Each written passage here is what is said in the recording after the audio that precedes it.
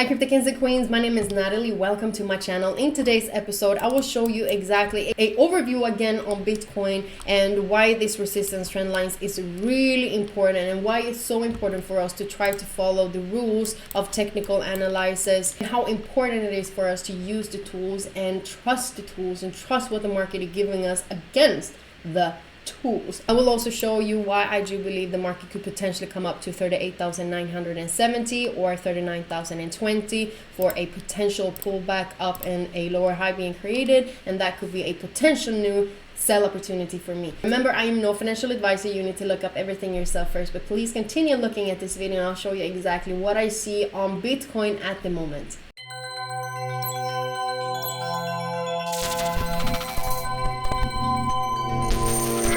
We're looking at Ethereum on the daily chart, and we can see the market creating lower lows, lower highs, which means that the market is in a downtrend at the moment. But we're coming to the resistance trend line, which means that we can definitely see a break to the upside. But for us to be more sure about that the market actually is creating a uptrend, we need to surpass the last lower high at 3K to create a higher high, then create the first higher low, and that could be the rally to the upside and continue doing higher highs and higher lows. But if we're breaking the support trend line, we can continue creating lower lows, lower highs, and that could take us back down to the Fibonacci level that we do have at 2,550, which is also a level where we can see the market coming back down to for then bounce to the upside. So the most important thing now is to let the market decide what direction it goes to. We know that 3K is a level we need to break for us to be a little bit more sure that the market continues back up. If we're breaking the support, that means that we can come back down a little bit more and continue being in a downtrend. So we're starting off with the daily on Bitcoin, and you can see that the same thing that happened here. You had the resistance trend line, and when we broke the resistance trend line, you saw the market creating the high. We came back down to the support again around, or we are about to go back down to the support at 37,620, and you can see that overall picture of what we're looking at in this moment is a sideways market. So I am not surprised that the market is coming back down to the support again. We just might come to the support. Things can obviously happen. Either we're breaking this resistance trend line just the way we did here to create the higher high, a higher low, and that could be the rally back up to the resistance again. Either we're breaking the resistance and see the continuation to the upside, or we see the market coming to this level and then we break down to the support again, because in a consolidation market, the market is bouncing in between the support and resistance until the market actually have to decide to what direction we are heading to. We can also come back down to the support to create a lower high and then see market continuing even more to the downside. But one target that I do look at the market first of all to come back down to is 29,000 at this moment, because that is the overall Fibonacci that I do have. So it's always good to know both scenarios, because the market can reverse back up, the market can reverse back down. So what we try to do, as I always say, we always try to follow the market and not put in our own emotions to it. Only try to follow what we see on the charts using support, resistance zones, trend lines, Fibonacci levels, etc. And on the weekly, we can also see we aren't in the market that consolidates, and we came back up and retested the previous support around 46,200 before, slammed to the downside. This just might happen again. We come back down to the support and then you see the bounce to the upside.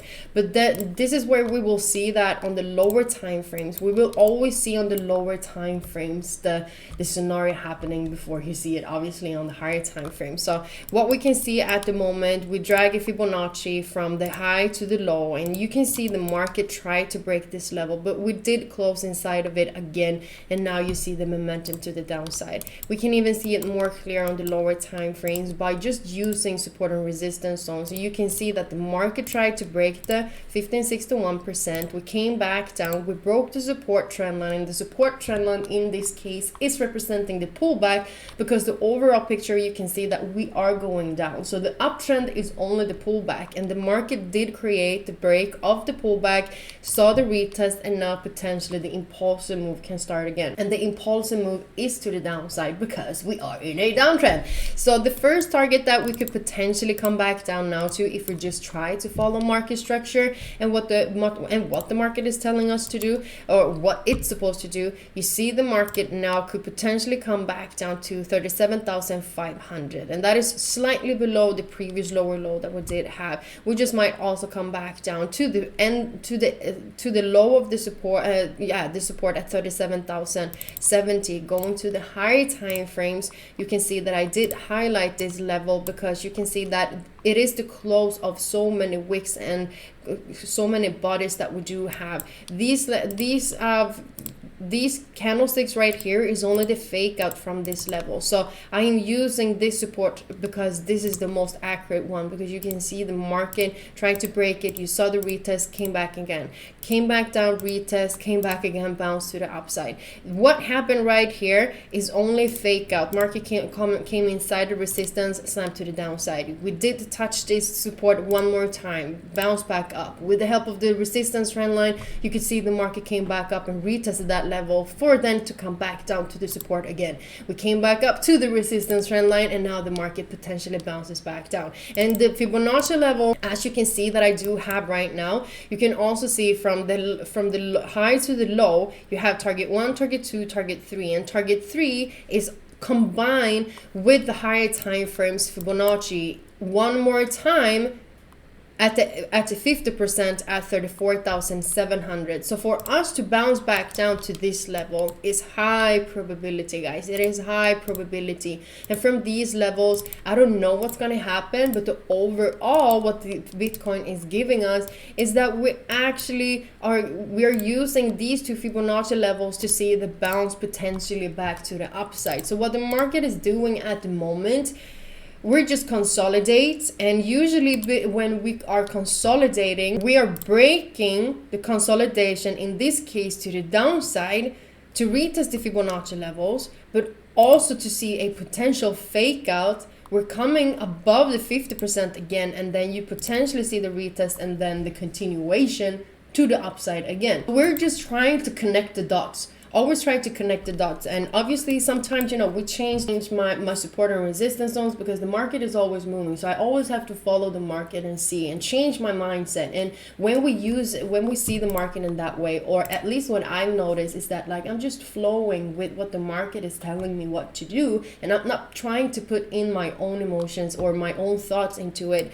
The more secure I am when I'm using my support and resistance zones, trend lines, Fibonacci, the clearer I see what the market is actually doing on the charts, as long as we know the rules of the technical or the tools that we're using in this case on TradingView. So yeah, the market is definitely showing us a potential to continue down. We're not done with the bearish market at the moment, and if I would want potentially to see a trade today, I can take my fib from 39,210 to the low now. It depends on how this 15 minutes candle is closing. If we do have a green candlestick, we could potentially see a quick pullback up to 38,973 and 39,030. From these levels, you just might see the market, as I told you, create the lower high, and then you see the market is bouncing, continuing to the downside again. So this is only for me a sell opportunity that the market is giving me, if the case is that we see the market